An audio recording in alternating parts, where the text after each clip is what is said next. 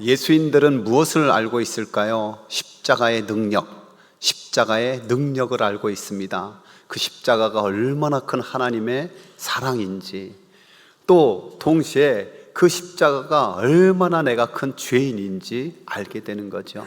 오직 십자가에서 흘리신 보혈만이 우리를 깨끗게 하실 수 있고, 우리를 하나님 아버지 앞에 담대히 나가게 하실 수 있는 줄 믿습니다. 그래서 또한 우리가 죄인인지를 아는 거예요. 인격적으로 주님을 만났다면 누구든지 고백합니다. 주여, 나는 죄인입니다. 한 번 더 고백해 봅시다. 주여, 나는 죄인입니다. 그런데요, 정말 우리가 죄인임을 깨달았는지, 진짜 인정하는지 돌아봐야 돼요. 종종 누군가 나에게 너 진짜 나쁜 죄인이야, 그러면 기분 좋아요, 나빠요? 솔직히 나빠요. 너 정말 못된 죄인이야 하면 기분이 상해요. 왜요? 나 정도면은 괜찮은 사람이야, 이렇게 우리는 생각하고 있기 때문입니다. 여러분, 지금까지 여러분보다 더 악질 죄인을 만나보신 적 있으시죠? 누가 생각납니까? 많은 사람이 자기는 죄인이라고 하면서도 그 마음속으로 생각하는 게 이런 거예요. 실제로 나보다 악질적인 죄인이 널리고 널렸어, 많아.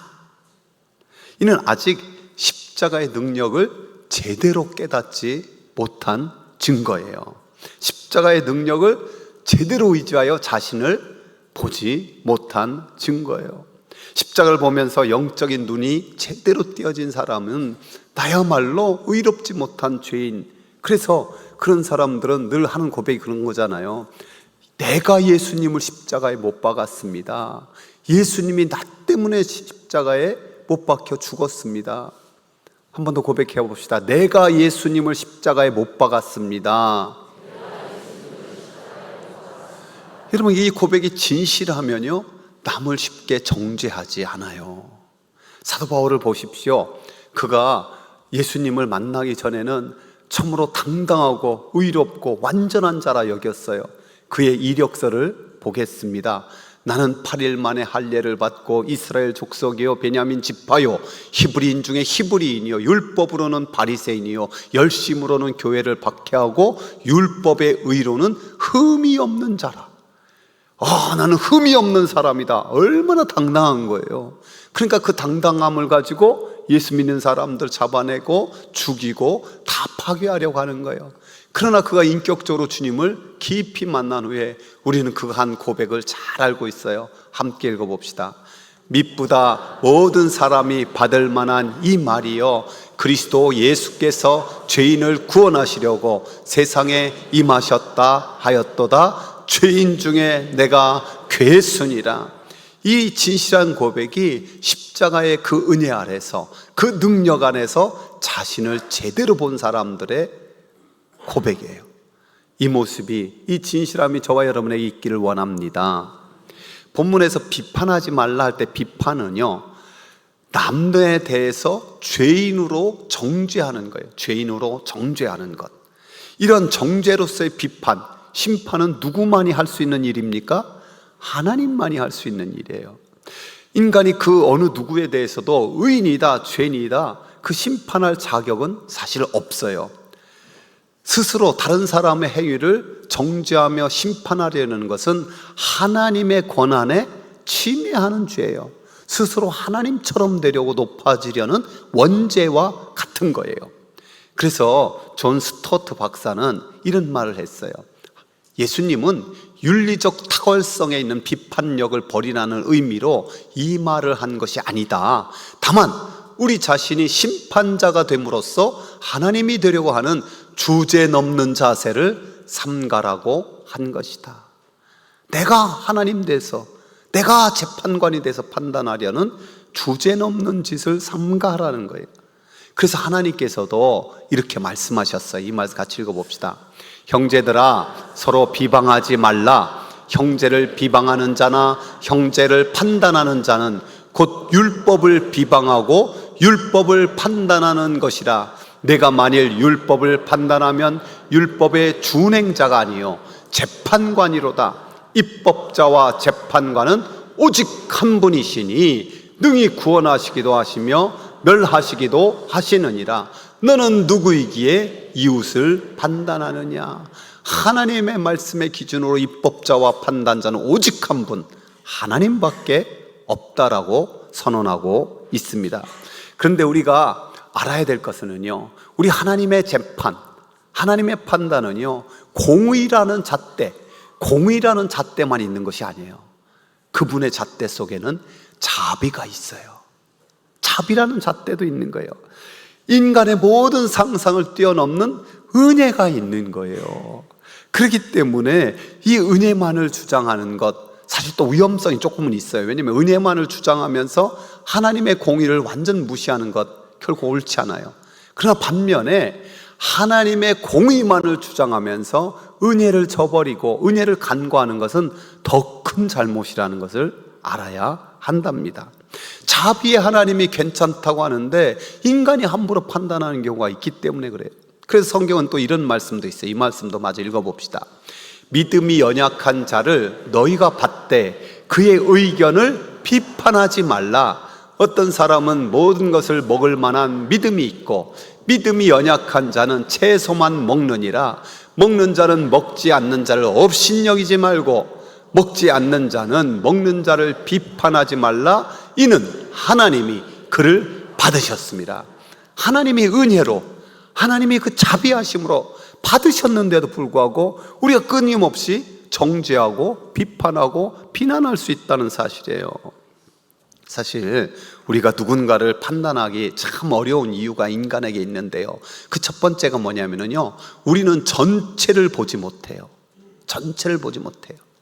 제가 얼마 전에 우리 박용진 장로님하고 족구하는데 이렇게 쉬면서 잠깐 종아리를 보니까 하지정맥이 있는 거예요. 그래서 깜짝 놀라서 제 상식으로는 이게 아주 힘든 노동을 하시는 분들이 생기는 것이라서 물어봤어요. 아니 왜 장로님이 또 그렇게 하지정맥이 있어요? 그랬더니 그 40년 넘게 교편 생활하면서 전에는 완전히 서서 가르치고 또 애들하고 맨날 뛰어놀고 이렇게 하시면서 이게 직업병으로 생겼다는 거예요. 그래서 마음이 울컥하더라고요. 여러분, 사람들은 얼굴 하나만 보고 판단하기 쉬운데요, 그의 굳은 손을 제대로 만져보았는지, 그의 발을 제대로 보았는지, 아니 몸의 상처엔 육신도 제대로 온전히 못 보고 판단하는 경우가 많은 거예요. 여러분, 대부분 사람들이 현재만 보고 판단하잖아요. 그러면 그의 과거도 모르고 또 무엇보다 앞으로 미래에 어떻게 될지도 모르고 또 판단하는 경우가 우리에게는 많은 거예요. 이처럼 부분만 보고 판단하다가 일반화의 오류에 빠지는 것이 우리 인간들이라. 두 번째는 우리는 정확한 비판을 할 수 없기 때문이라는 거예요. 여러분, 종종 우리 자신이 그런 고백하고 있지 않습니까? 나도 왜 그랬는지 나도 몰라. 내 마음 나도 모르겠어.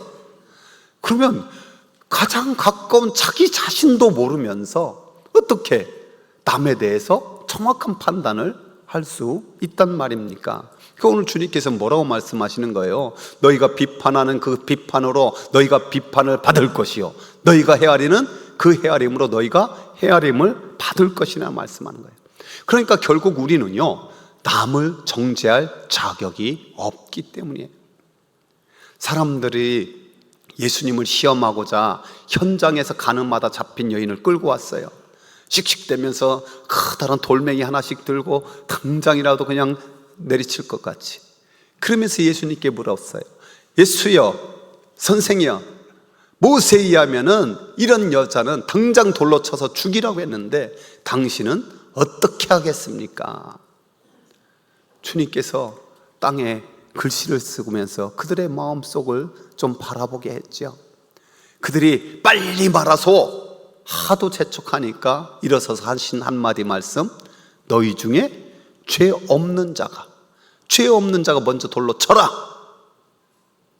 그러자 그 사람들의 주님의 모습, 그 주님의 음성에 반응했어요. 그 말씀을 우리 함께 읽어봅시다.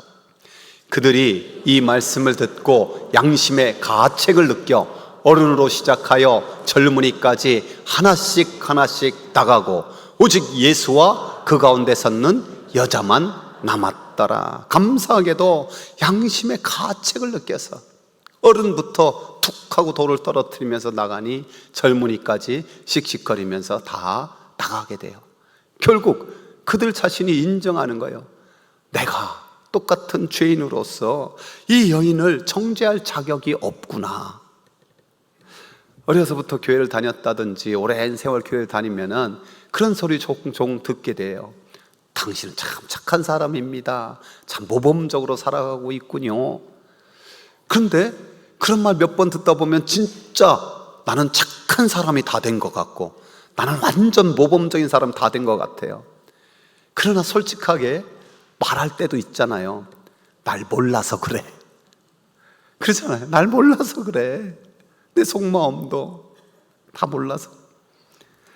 주님께서 바리새인과 세리의 기도의 모습을 필요 들었어요. 세리는 가슴을 치면서 주여 나는 죄인입니다. 그때 옆에 바리새인은 저 세리와 같지 않음을 감사합니다. 내가 이렇게 11조도 드리고 이렇게 못도하게 감사합니다.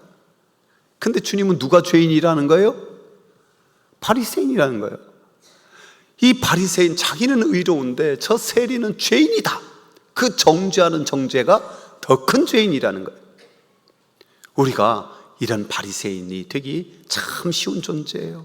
나름 교양과 품위와 열정이 있으나 죄인을 대할 때 마치 벌레 대하듯이 얼굴 찌푸린 채 어울리지 않고 마음을 열기를 더디하는 것. 여러분, 누가 주님 보시기에 더 큰 죄인이겠습니까? 분명히 알아야 됩니다. 우리는 정죄할 자격이 없습니다. 따라서 해보세요. 우리는 정죄할 자격이 없는 죄인입니다. 모간 블레이즈라는 사람이 쓴 글인데요. 나는 치명적인 타격을 가할 수 있는 힘과 기술이 있다. 나는 상대방을 죽이지 않고도 승리할 수 있다. 나는 가정과 국가 그리고 어떤 조직도 파괴할 수 있고 수많은 사람을 파멸시킬 수 있다. 나는 바람의 날개를 타고 여행한다. 아무리 순결한 사람이라도 내게는 무력하고 아무리 깨끗한 사람이라도 내게는 더럽다. 나는 바다보다 더 많은 노예를 거느리고 있으며 나는 결코 망각하지 않으며 결코 용서하지 않는다. 내 이름은 비난이다. 여러분, 이 비판과 비난의 힘이 얼마나 강력합니까? 종종 유명한 사람들이 그 댓글이나 그 비난에 견디지 못하고 극단적인 선택을 하는 경우를 봐요. 그런 유명한 일들은 뭐 신문에나 뉴스에나 나오죠. 이 땅에 참으로 너무 안타까운 우리나라가 자살공화국이라는 별명이 있잖아요. 젊은이나 이 어린 애들은 이것을 견디지 못해서 그렇게 하는 경우가 아주 굉장히 높아요.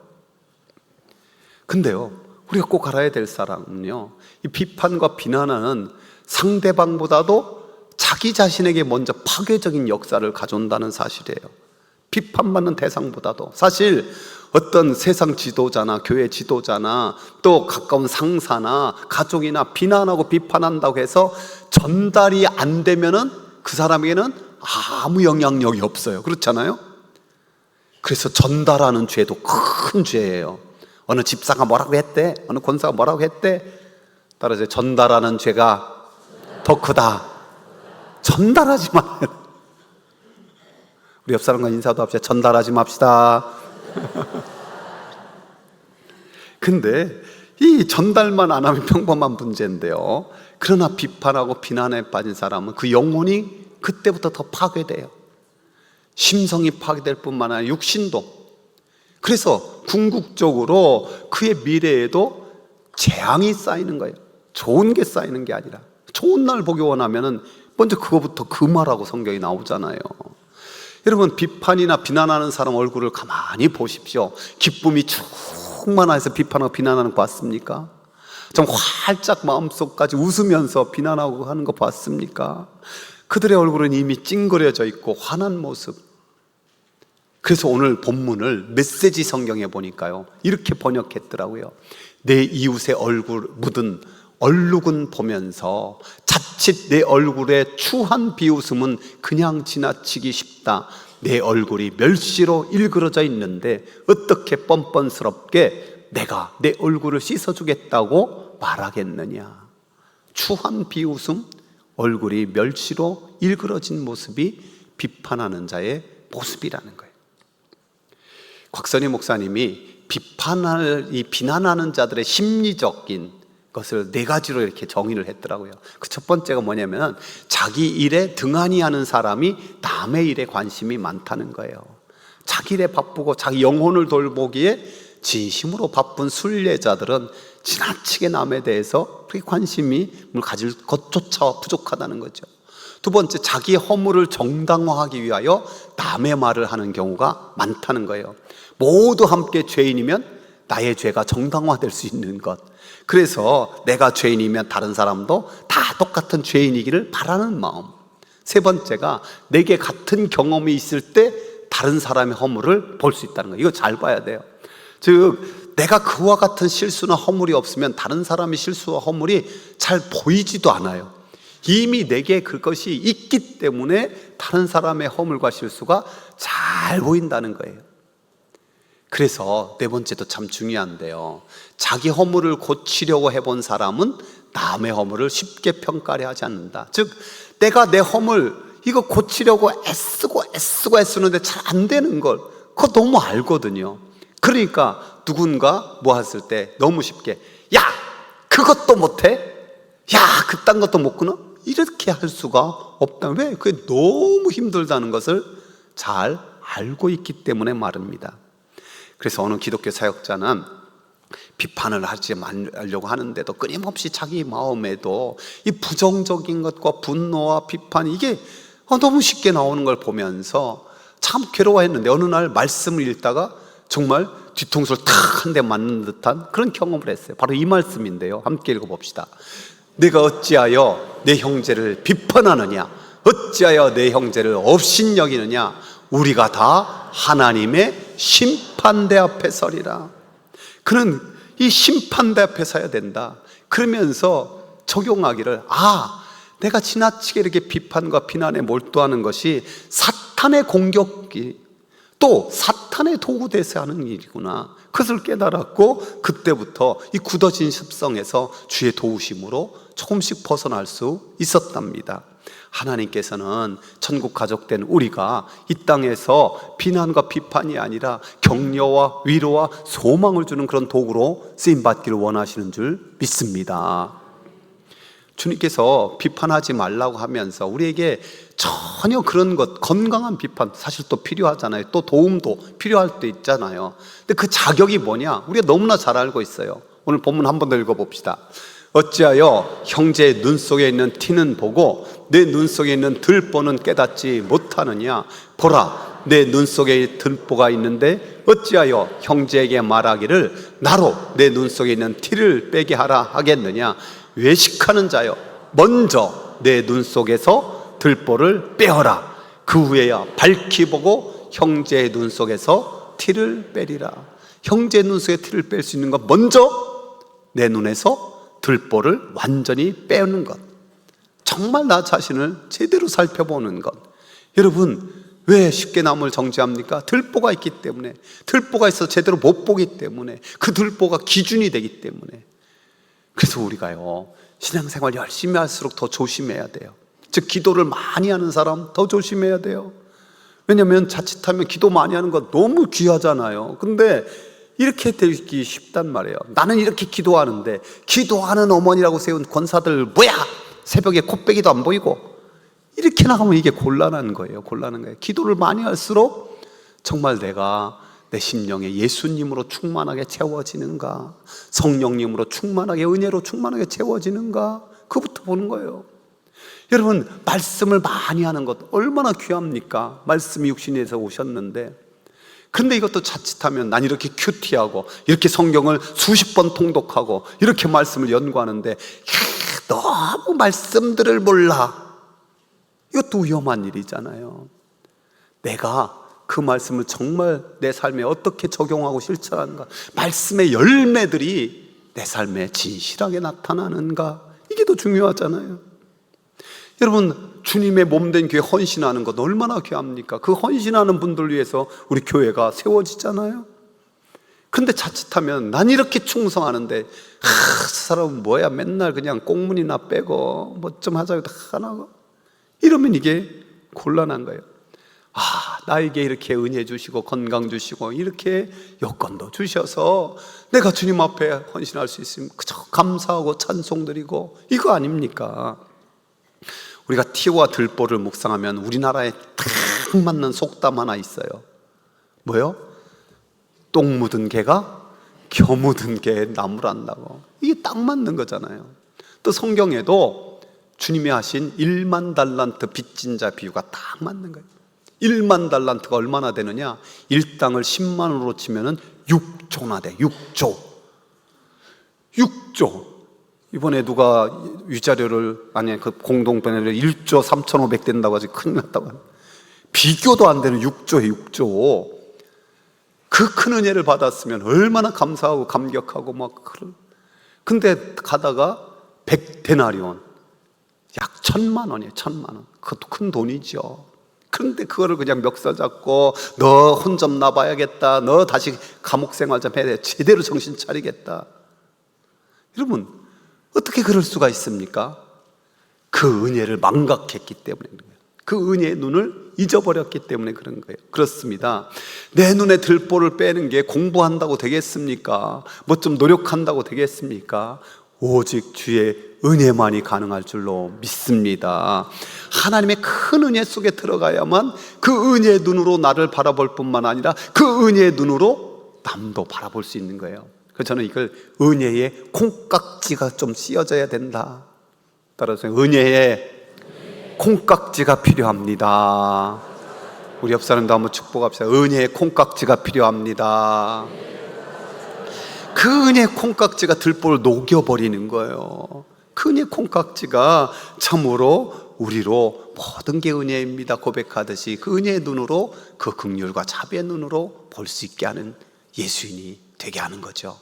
저와 여러분 그렇게 되길 축복합니다. 기도드리겠습니다. 우리 주신 말씀 붙들고 한번 간절히 기도합시다. 내 남은 생에 이 진실한 예수인으로 살게 해달라고 기도하며 나갑시다.